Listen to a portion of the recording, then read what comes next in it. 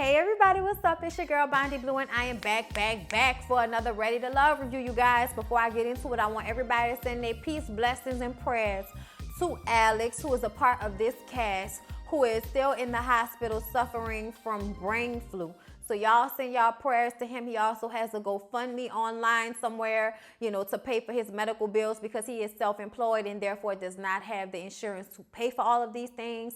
So yeah, y'all go ahead and do what y'all got to do about Mr. Alex, and we'll just go ahead and get into it. But I did want to mention it. I talked about it on the Bondy Blue show, but I wanted to mention it before I got into the segment talking about him. So Alice and Tiffany are having their conversation from last week about where they stand. Because y'all know she had, some issues and was big mad about the fact that he was not calling her or texting her back as soon as he said he would. And as they're having this conversation, it seems as though it's not really going anywhere. She feels like he needs to just be a damn man and stick to his word. And he feels like she needs to stop being so controlling because they are not in a relationship. This is a dating process. Therefore, he does not owe her anything. Okay, so the only thing he owes her is the respect as a human being. You know what I'm saying? Like, that's the one thing we owe each other, which is respect as a human being. And I just kind of feel like she's just overstepping her boundaries just a little bit. She already has feelings for him. He may have feelings for her, but they are still in a process where they are trying to get to know one another. And I just thought she was overreacting to the situation. He says that she needs to chill out, but he does need to, correct some things himself, maybe be more consistent with her. So they hug it out and, go off from one another, seemingly having a better understanding than they did before they had this conversation. Shay and Michael are in the middle of the same thing. And what Michael wanted to know from Shay is that would she be willing and happy to have a baby with him once they get to that point?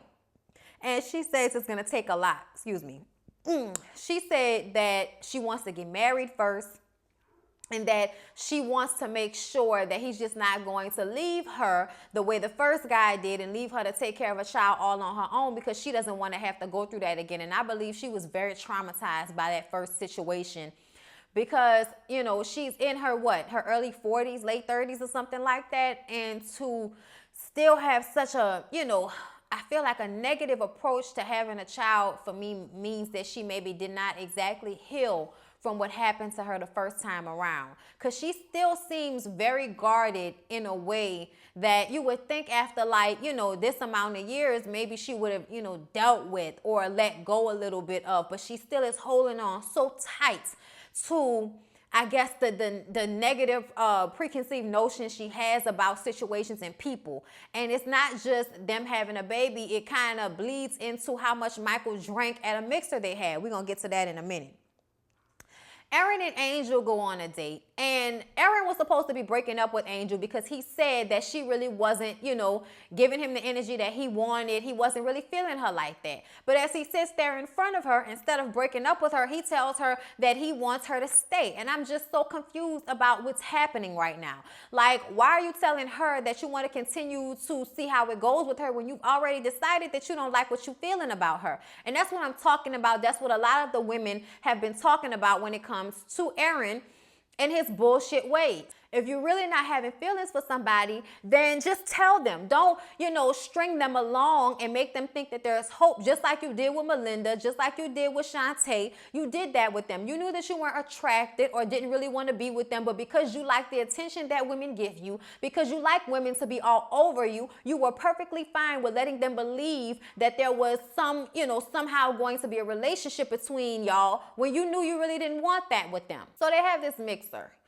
And Tiffany gets mad all over again with Alex when she sees him vibing with Ashley. Him and Ashley dance and they joke and they have a good time with one another. And she's just standing over there looking like a mean ass old prude. Like, I just don't understand how, just somebody so beautiful could just have such a negativity around them.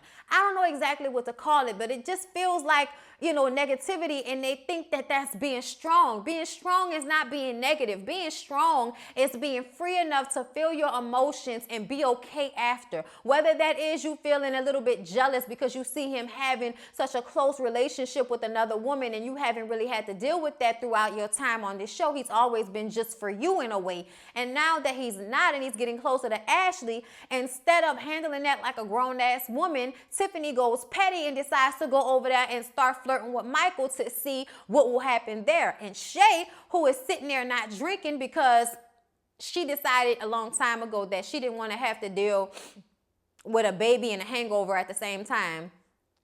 So she stopped drinking completely. And I'm like, why is everything because of you having this baby? As much as you say you love your son, like everything that you decide not to do or feel some type of way about stems from you and this baby. And I just kind of don't understand. I mean, I don't have a child, so I couldn't understand. But, it's just the way she always draws everything back to that experience. I'm wondering about that. Like, girl, what is really hood? Like, I feel like, obviously there's something about the situation that she isn't really telling us. Because, like, I understand she went through postpartum. But this just seems kind of really deep. Her feelings about everything.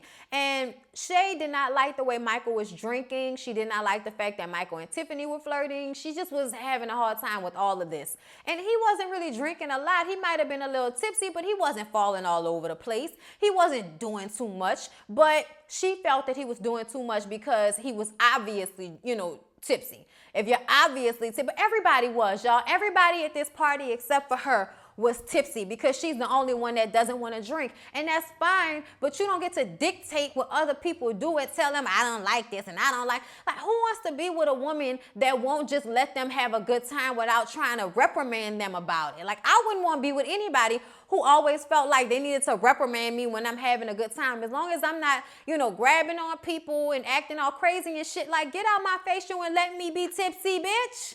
Like, let me do me.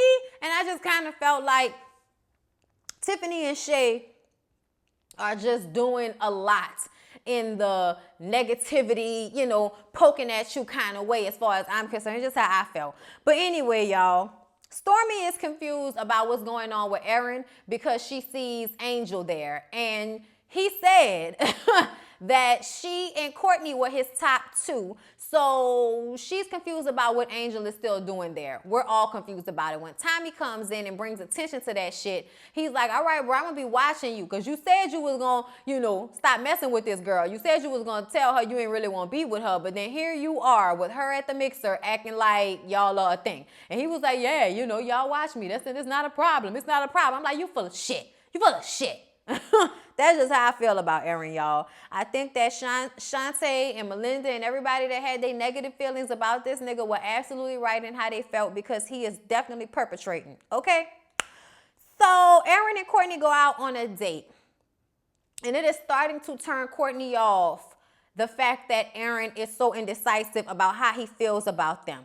And she asks, does he see any of these women in a wife light? Does he see any of them that he might want to marry? And he says, I see some of them I would want to be good friends with. And she's like, what the fuck are you doing here then? If that's all you're looking for is a good friend. And if you're not feeling these women like that, then just be honest about it instead of making them believe that there is an option for happily ever after with you when that's really not what you after with these women. I feel like he's just on this show to fuck. Like, that's just really how I feel. And I feel like he's probably fucked one or two of them at this point.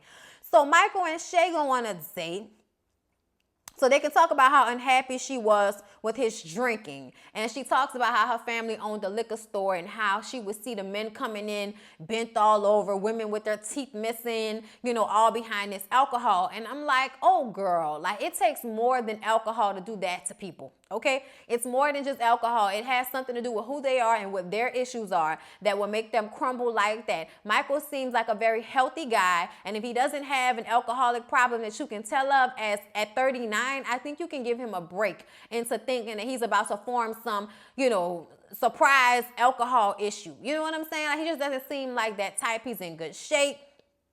seems to take very good care of himself. And that was the first time. They drink every time they're on camera. It seems like they're drinking. And I don't see that. I didn't see that in any of these other times. And I also didn't feel like he was acting that crazy at the mixer. I just felt like he was a little tipsy, and ain't nothing wrong with that. You don't have to make somebody feel bad about that. And I feel like everything is stemming from her having her own issues in the way that she sees the world because of her childhood. I don't know what happened to this girl in her early years, but everything is a projection of that. Alex and Rita go on a date and they throw axes. I thought this was really cool, and it was something that I might want to do. Of course, Rita was kicking Alex's ass because that's what she does. She kicks your ass at any type of sport.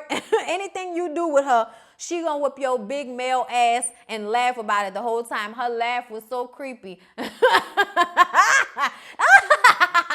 Like just so happy that she is winning over you men. They have a conversation about her ex. And she says that she intends to continue speaking with him, continue to have some type of friendship with him. And Alex isn't really feeling that. I think that it's time for Rita to go at this point. Shatava in her wig played tennis with Michael. And I'm just like, girl, why would you come here with that wig all pulled over the side of your head like that? I just feel like if it's going to look like that, you might as well just wear your own hair, Shatava. I don't understand. And then when she had the braids in the confessional, me and one of my followers was trying to figure out whether she had edges or maybe the edges was light colored or what, but the hair was definitely not there. Like, I don't know what was going on with that. Shatava, you need to give up them wigs, girl. Okay, work on your own hair or get you a better wig stylist, because something is pulling your fucking hair out. Stop doing that shit yourself because you saw it on YouTube. I don't know what you need to do, sis, but it looked like you need to get that together because all that shit look like it's pulling your edges out, and that's not what's up. Also, she doesn't have a real emotional connection with Michael. They have a physical connection. They're attracted to one another, but it's not to the level of, really feeling each other. And she says that she needs to open up more. I just kind of feel like Shatava needs to go too. Like, he ain't really feeling her like that. Not as much as he's feeling Shay. She can go. I just kind of feel like that. Aaron, Ashley, Stormy, and Alex go out together. And Ashley and Alex have fun together. So their vibe is kind of contagious. And Stormy was talking about how she loves their energy together. Aaron proceeds to spend the rest of the evening talking about how he gave some of these women a chance who he would never have even messed with on the street. Shantae, Melinda would never have even gave them a chance if he had met them on the street. And he shouldn't have given them a chance because look what happened. I'm like, what happened because of you, not because of them. And the fact that they grown asses couldn't tell how you were a dog coming a mile away just is a testament to how they haven't grown to the full potential as women when it comes to how they choose men. Because I felt like off rip, any nigga that's standing out here pulling up his shirt so everybody can look at his stomach, you lame. Like, I'm not fucking with you. Like, that's just me straight off rip, because that shows me that you care more about how you look and more about the attention you get from these women than you do about getting to know them and creating a meaningful connection with them. That's what I would have picked up. I picked that up as soon as I saw him raising his shirt up. I was like, what the fuck is he doing? How old is he? Like, that was my initial reaction. So the fact that these 30, 40-something-year-old women were going after him and just totally ignoring the way they felt, when he finally did tell them how he felt, it kind of made them feel like, I knew he wasn't really feeling me. And I just sat here and made myself look like a fool. He could have just told me that. And then they get mad. They mad at themselves. They mad at you. But ultimately, Aaron, you're a fuckboy, and you don't have the right to talk about those women like they are the problem, like they're the riffraff. That's what he referred to them as when he went on his date with Courtney, the riffraff. I'm like, are you serious, my nigga? You are barely attractive to me. If it wasn't for the physique and you having them nice, he got a nice ass and stuff like that. Like, that's the only thing. You have a nice body. But you is oogly in the face as far as I'm concerned. So I probably wouldn't have fucked with you. And, your teeth ain't all that great to me. You know what I'm saying? You look all right. But you all right. You know what I'm saying? Not nearly enough for the type of hype that them bitches gave you. They all needed to chill the fuck out. Like, I just really felt like everybody was giving him way too much attention because he is somebody who doesn't know how to he don't know how to deal once he's put in a situation when the women are not falling all over him. Then he feels, all defensive and shit like that. Stormy was definitely bothered. Alex noticed that it wasn't the right move to make the comments that he was making about Melinda and Shantae. So you just turn that girl off to you, okay? Anyway, Angel, Tiffany, and Michael are supposed to be meeting up with Aaron, but he ain't coming. So Angel leaves, and then Tiffany and Michael have a conversation, and Michael asks her out on a date so that, they're going to spend some time together, because she feels like since Alex is out here focusing on Ashley, maybe she needs to start focusing on other men, which could be Michael, because ain't nobody got time for no fucking Aaron, okay? Speaking of Aaron, he go on his date with Courtney. Once again, like I said, referring to those women as riffraff, now that we've gotten the riffraff out the way, and I think that kind of made her feel some type of way as well. He says that, he's still talking in circles. He didn't really say anything. She wants to know where he is with their relationship, and he's still talking in circles. She says, you know what? I can't do this. I have not made a connection with any of those other men, but I know for sure that when I don't want to be on the ride anymore, I get off, and this is where I get off. I don't want to deal with this anymore. I'm, taking myself out of this whole little situation, the journey. I'm ending the journey. Courtney said, I'm ending the journey. And he was just like taken aback and so surprised, because he thought he had her wrapped around his finger after he told her how good she looked in her dress and everything. But sis was like, no, I am 37 years old. I do not have time to be waiting for some 34, 35-year-old man to figure out what the fuck he won't do. Okay? So she said, I'm good. Got up and walked away. He says that he's been told before by women that he is emotionally immature. And I feel like he is. He's a 34-year-old who acts like he's 24. He is definitely emotionally ignorant. And you can tell by the way he deals with these women. It's just very obvious to me. And he has some growing to do. And if anything, that's the only thing he's going to get from this show, is that he needs to grow. Other than that, ain't nothing else on this show for Aaron. It's time for him to go as far as I'm concerned, okay? Alex and Rita meet up so that Alex can tell Rita that her time on the show is over as well, because nobody wants to be with a woman who can't even let go of their ex long enough to really get over him before they're trying to form a friendship and make everybody else become comfortable with what their situation is when you're not even sure what the situation is. She actually tells Alex that she met up with him so that she could talk to him about how she's moving on and really liking Alex and stuff like that. And Alex is just like, the fact that you felt the need to even do that is a problem for me. And she feels like everybody else is making it a bigger deal than she is. And I'm like, girl, if you had to call him, to meet up with him, to let him know that you're moving on after you've already ended y'all situation, you are definitely thinking about that nigga more than you are letting on. And you are definitely not ready to be in a relationship with somebody else if you can't even separate yourself from him for the time period you would need to actually heal and be done with it.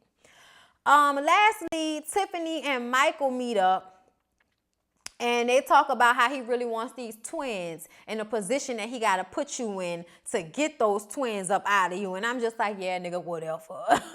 And Tiffany asks if Shay is going to have a problem with this, and he's just kind of like,